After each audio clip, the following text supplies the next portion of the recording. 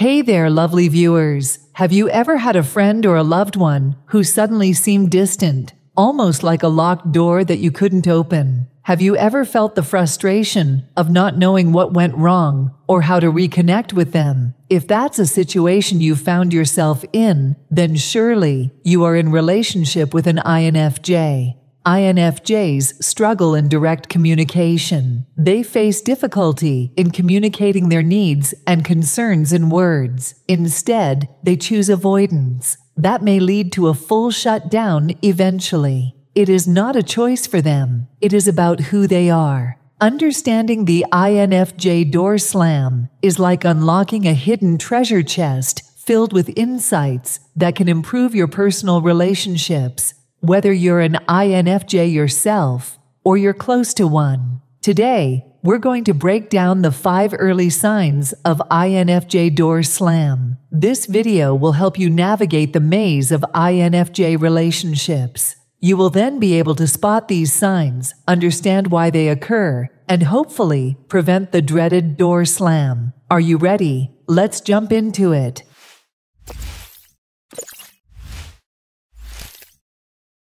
First sign. INFJ start to give you short, one-word replies. INFJs are known for their unique communication style. It's like we have a penchant for expressing ourselves in an almost poetic manner. You know, we love sending those essay-like messages filled with thoughts, feelings, and deep insights. We want you to understand us, and we often use words like an artist uses a canvas, with precision and passion. But when you start receiving short, one-word replies from an INFJ, something's amiss. It's like their words have suddenly turned into monosyllabic riddles.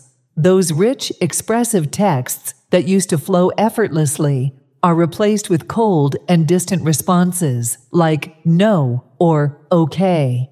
You might notice it's as if the conversation has hit a wall, leaving you bewildered. It's important to note that this abrupt shift is a telltale sign that something has changed. It doesn't necessarily mean the INFJ hates you or despises the conversation, but it's a sign that their interest has waned. What you absolutely need to do in this situation is respect their boundaries and acknowledge the change in communication.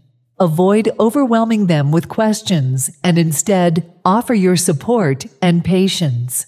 Reflect on your own behavior, seek clarity through open communication, and assure them of your willingness to work through any issues together. By respecting their boundaries and maintaining open, empathetic dialogue, you can prevent a possible door slam and strengthen your relationship with the INFJ. Second sign.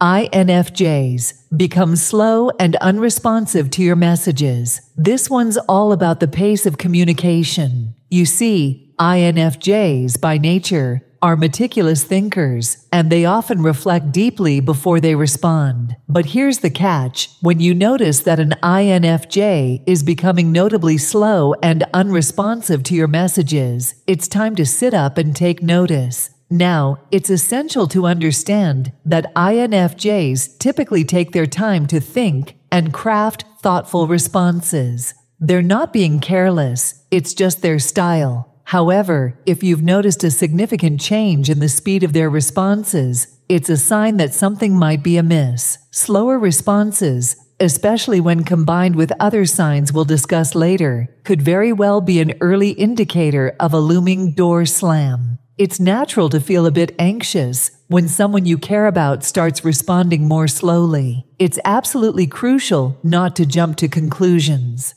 Patience is your ally in this situation. When an INFJ appears busy and reluctant to answer, it's crucial not to force them. They might be in need of some alone time, and if given that space, they often return to their usual responsiveness. Pushing for immediate responses can potentially lead to a door slam. So respecting their need for solitude is paramount for maintaining a healthy relationship with the INFJ. Third sign. INFJs stop confiding in you and become emotionally distant.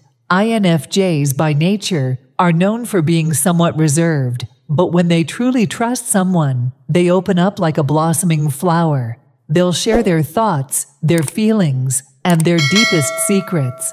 However, when you begin to notice that an INFJ is no longer confiding in you and has become emotionally distant, it's like a subtle alarm bell ringing. They might be locking their inner world away, and this can be a sign of an impending door slam. Conversations that were once deep and intimate might shift to superficial topics like the weather or mundane everyday stuff. Personal matters, the stuff that truly matters, might be kept at arm's length. It's crucial to realize that while this emotional distance might feel disheartening, it's not necessarily a sign of a crumbling relationship, but rather a signal that the INFJ is creating space. INFJs often seek novelty and freshness in their interactions. There are times when they might simply grow bored of routine and typical conversations and need some alone time to recharge. However, if you notice something unusual and wish to reconnect, it's a good idea to choose topics of their interest, patiently listen to them, show genuine interest in their conversation, and ask relevant questions. By doing so, you can engage their curiosity and bring back the warmth and depth to your communication. Don't press for personal disclosures, but gently express your willingness to listen if they choose to open up. Fourth sign, INFJs give off a cold, distant, and unapproachable vibe.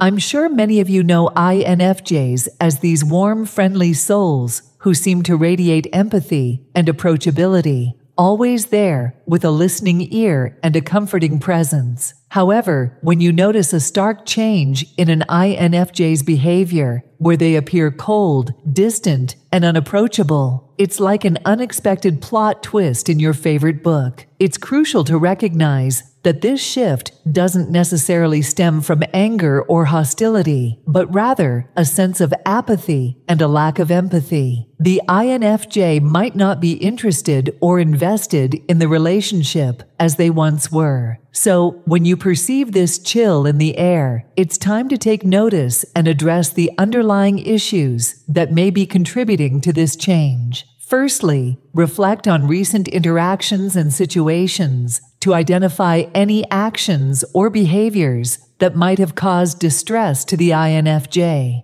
Consider whether there have been instances where you may have unintentionally upset or exploited them, forced them into something against their will, or violated their personal boundaries. Recognizing these patterns and addressing them with sincere apologies and a commitment to respecting their boundaries can help rebuild trust and potentially prevent a door slam. Open and empathetic communication is key in these situations. Fifth sign, INFJs. Stop communicating the issues with you. INFJs, like many of us, prefer to avoid conflict and maintain harmony in their relationships. They're the peacemakers, the diplomats. But here's the catch. They don't withdraw without putting in some effort. Now, if you notice that an INFJ has communicated their concerns or boundaries to you multiple times, but suddenly they seem to stop discussing these issues altogether, it's like a quiet alarm ringing in the background. This might not mean that the INFJ is done with the relationship, but rather that they are in an assessment phase, contemplating whether the relationship is viable or not. Their silence is not a sign of indifference, but rather an indication that they're evaluating whether the connection is worth their time and emotional energy.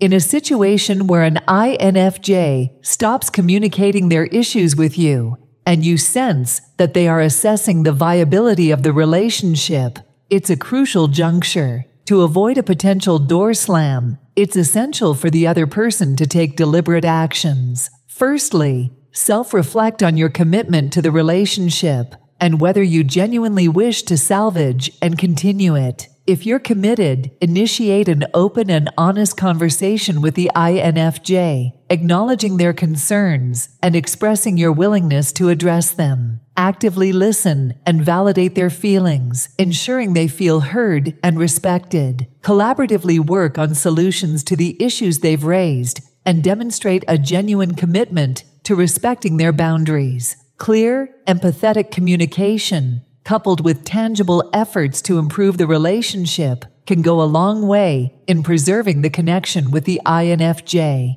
And there you have it. INFJs, Door Slam, equally hurt and disappoint INFJs themselves. The main trigger for this action is severe mistreatment, which happens gradually and can be averted through sincere efforts to improve the relationship. What's remarkable is that a door slam isn't necessarily a permanent fixture. It can be reversed when the other person shows genuine remorse and a desire to make amends. Treating INFJs fairly and reaching out to them can prevent this door slam from happening. The key is open and respectful communication, understanding, and a willingness to work together. Like, subscribe, and share this video for more valuable insights on personality types and relationships. Also, share your thoughts in comments section about your experience with INFJ Door Slam.